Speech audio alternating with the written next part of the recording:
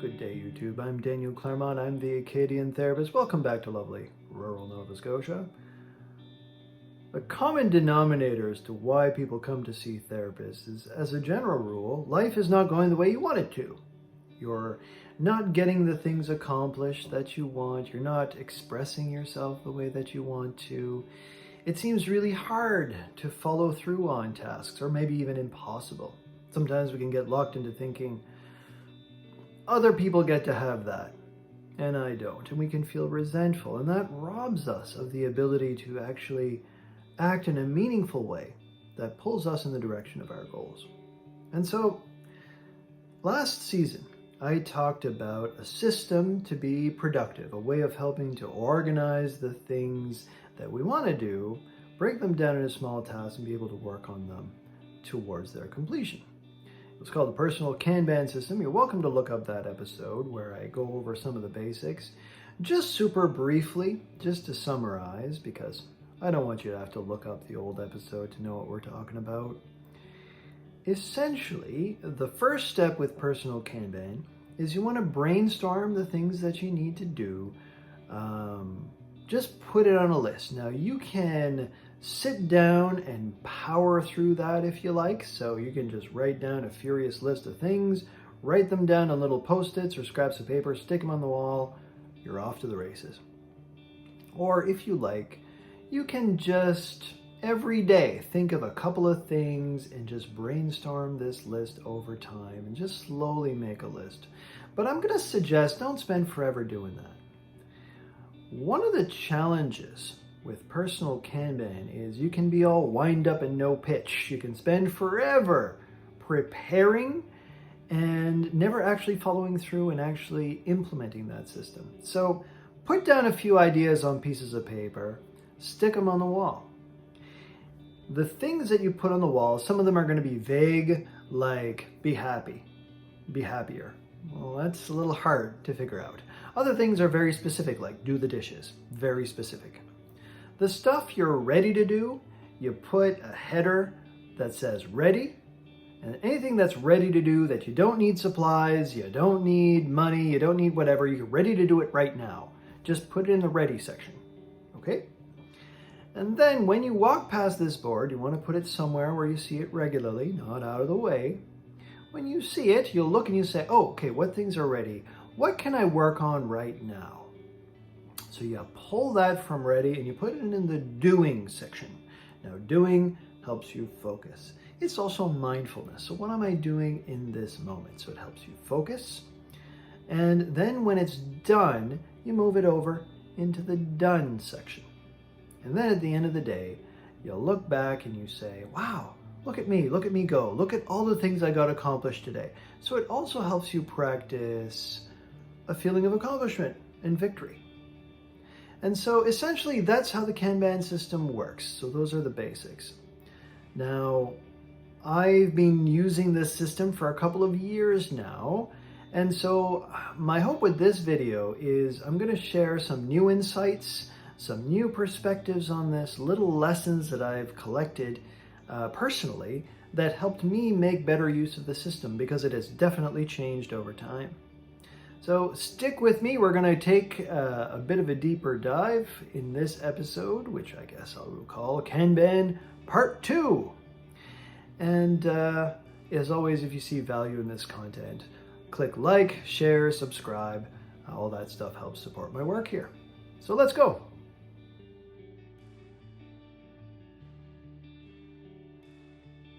So maybe a good place to start is to take a little bit of pressure off your shoulders. One stress that I felt with Kanban, and I felt a little bit of resentment about it, is I don't like to micromanage myself. I don't like to account for every minute of my time. It's annoying, it triggers resentment. And so I'm not suggesting that Kanban becomes your life. For some people, maybe it's fine. They want to do it. If you enjoy it, that's fine. But I view it as a tool, and usually a short-term one. So part of preparing to use this system might be asking yourself, What are you using it for? What is it that you want to accomplish? So a lot of the language I've used so far has been general life improvement. That's okay. So, that's the reason I talk about it, is we all have those things that we could work on and do more efficiently. But maybe you have a specific purpose. So, for example, it's September. A lot of folks are returning to school. Maybe you have a goal to stay on top of things.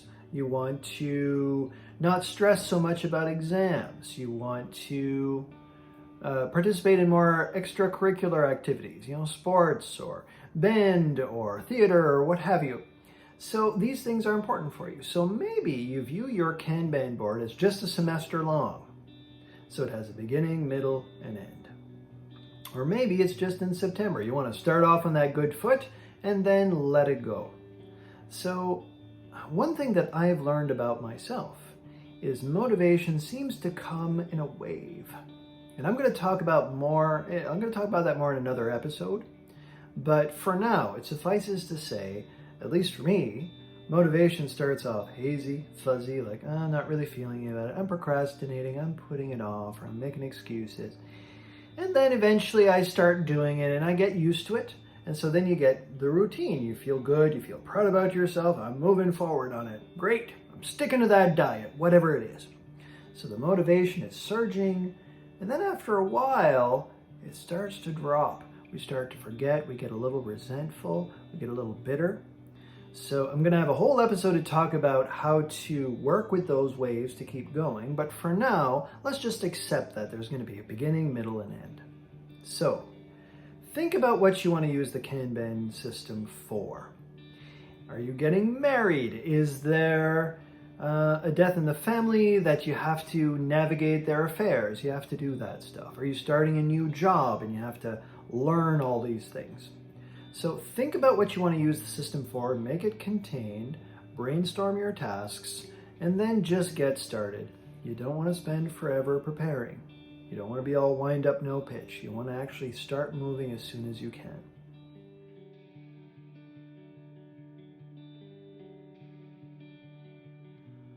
I'm also going to say it's valuable to give yourself partial credit.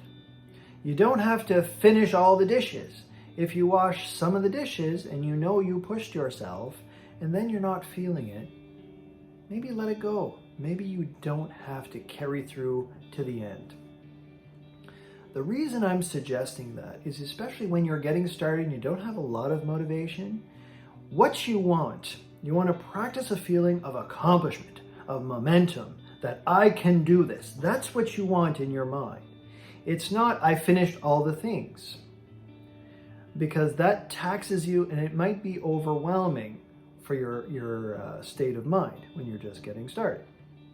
So let's say you're starting a semester at school and your goal is to make more friends this year. Okay, put it down as a goal, make more friends. Now that's a vague goal, it's not very specific, but you can still work with it. If when you reach the end of the day and you look at your post-its and you say, make more friends. Did I work on that goal at all? Well, what would that mean? What would be a tiny thing you can do? Can you send a message to someone? Can you watch a TikTok and put a comment saying, hey, I like your style, or whatever. Something that forces you a little bit out of your comfort zone, but not so much, right? I mean, if somebody is toxic online, you can just block them, right? So there's not a lot of consequences to it. But it gets you practicing moving a little bit out of your comfort zone. Either way, anything at all that relates to social skills or expressing yourself, if you've done it, give yourself permission to move that post-it over into the done section.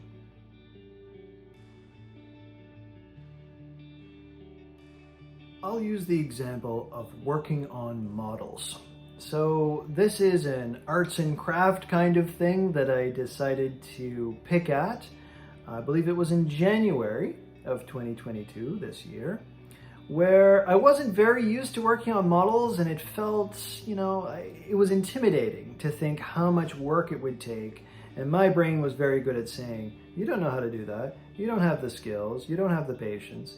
And so what I would start with was I would put it on a Kanban board just saying, work on models. Anything at all was a step towards that. So long as I did a little piece of work towards it, I would pat myself on the back. Good. So if I just pulled the pieces out of the box, if I just decided what color I might work with, if I ordered paints, like it didn't matter what I did to start, so long as I did anything at all, move it into done. This got me feeling a sense of accomplishment. The longer I went, eventually I started to see progress. A couple of minutes every day, but eventually I would start to see progress, and I started to develop a vision of what it might be. Some people will talk about vision boards, for example, and that's a bit of the same principle. You conceive of what you want in the end, slowly over time, you build that vision, and then you start seeing it come.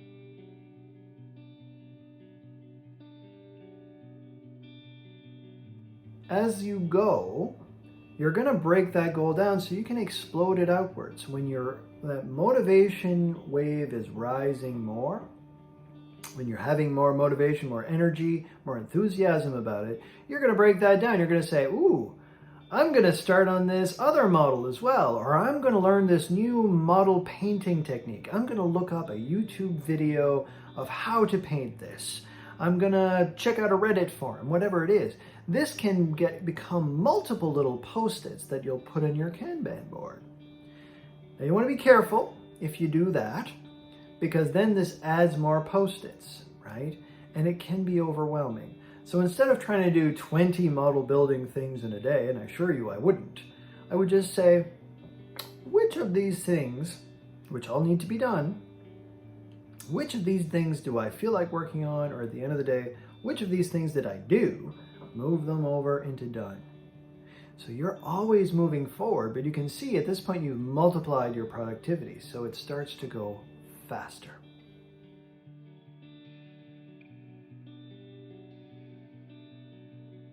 Unfortunately, as we've talked about, motivation wanes as well. It starts to drop. And so usually when I'm taking on a project, there comes a point that I'm starting to throw a tantrum, I'm getting resentful. And sometimes we use the language of how do you push through that? How do you keep going? Well, sometimes that's important. Sometimes you have to. Sometimes we need to give up gracefully. There are natural rhythms and routines in the world. Things begin and they end. And so sometimes projects, you lose the motivation, you lose the enthusiasm, your health takes a ding, something else takes more precedence, and that's okay.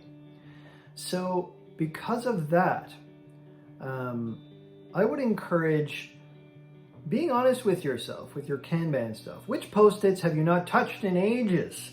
Which ones are becoming, I use the term fossilized. Maybe the whole system gets fossilized at some point. So when you realize you're not working on some things, don't beat yourself up, but be honest. I'm losing my motivation. Then give yourself a win. Give yourself something that when you look back on, you can say, well, at least I did that much and I'm proud of it. So I call that a deliverable. So you work at it, you want to get something for your effort that when you look back, instead of saying, oh, I screwed up, I can never finish anything, which would be a shame-based story, and it stops you from doing it again, you say, you know what, I'm proud that I did that, and then it was time to do something else. It also makes it easier to pick up again later. As I said, sometimes we get sick of the whole Kanban thing. And so I think the first time I used a Kanban board, I went for 6 months. And then I was getting kind of resentful and I was procrastinating on it, so I get rid of it. Do not leave a fossilized system there staring at you in the face, reminding you that you're no longer paying attention to it. Maybe it just served its purpose, it got you a little more focused, but then it was time to let it go. When I brought back the Kanban system, it was for a couple of months. So it was like a booster session. All right, I sort of became aware, all right, some of my habits are starting to fall apart. I think I'd put on a little bit of extra weight than I wanted to. So I'm like, all right, I want to address that. So I made a short-term Kanban board, super focused, and I worked that away for a couple of months. And then when I started noticing, all right, I think I'm kind of done with it. I checked in. What did it accomplish for me? I was proud of myself, and then I took it down because you don't want it to keep staring at you, reminding you of failure, right? So feel free to let go of the Kanban when it's done its purpose.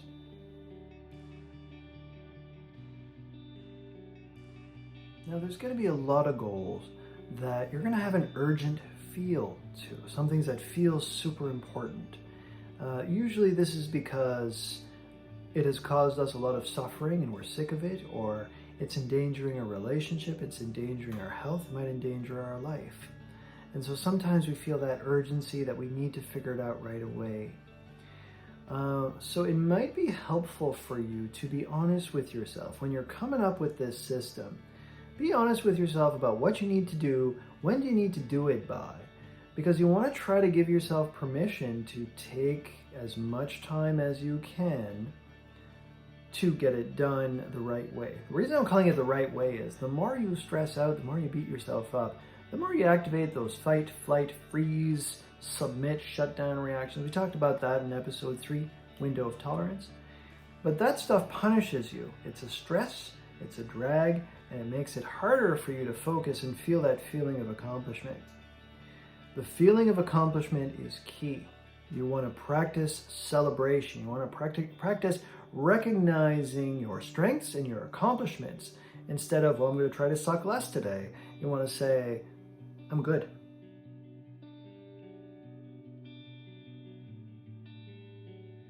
I would also highly recommend you put what I would call low-hanging fruit goals.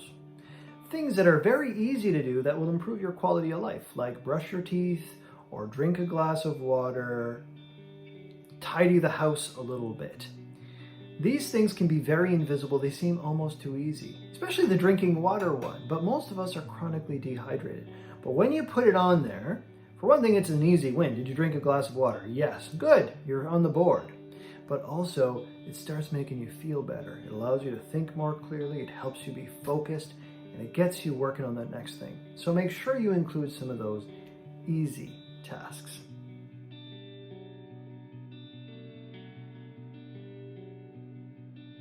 Now, there's going to be some moments that you have more energy or motivation than others. And so those are the moments that I like to look at those post-its. And there's going to be some that have sat there a while that are a little more intimidating. And so what I like to ask myself every once in a while when I have that extra energy, I says, what's the least likely thing for me to do? What do I feel least able to do or willing to do? And then pick that one to do a little bit. You don't want to force yourself. You want to face a little bit. You want to just break off a tiny little piece of it and do a little bit of it. You do as much as you can get away with. And then when you've done some, remember, you got to give yourself partial credit. You don't have to finish. So long as you worked on it, you know you put an honest effort, move it into the done section. Give yourself that credit.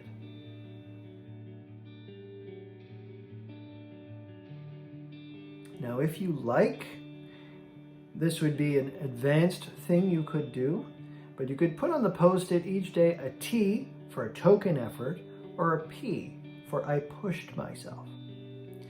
The purpose of this is not to bully yourself. It's more a self-awareness piece. So you could, if you wanted, you could track it. You could just take a picture with your phone every day, and then you look back and you say, well, what have I not really pushed myself on? Or what am I really working at now? And that gives you a bit of an insight into where your head's at. So there are some times that I'm all about the housework. There's other times I'm all about the education and professional development.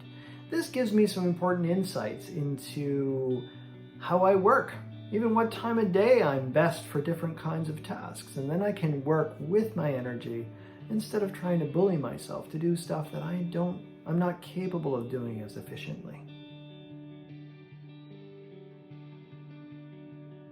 And speaking of partial credit, one thing I've noticed for myself is sometimes I'm not great at tracking the doing section, as I mentioned. Sometimes it's just, I know the things I need to do, and at the end of the day, I just say what I did. The doing section is important. It helps teach focus. It helps teach mindfulness. It's good to do.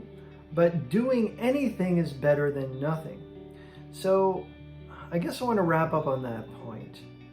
Make the system your own. This is just a way of structuring things in a way that's tangible, it's measurable, it can give you that feeling of accomplishment.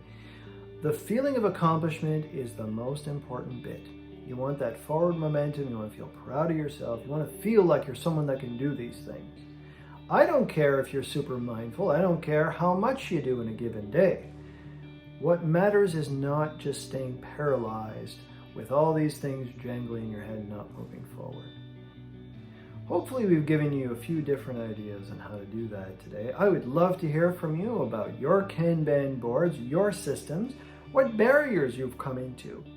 Or if you have some better ideas, let's build on each other's strategies and help each other get things done. In the meantime, I'm Daniel Claremont, I'm the Acadian Therapist. We will see you again next week. Take care.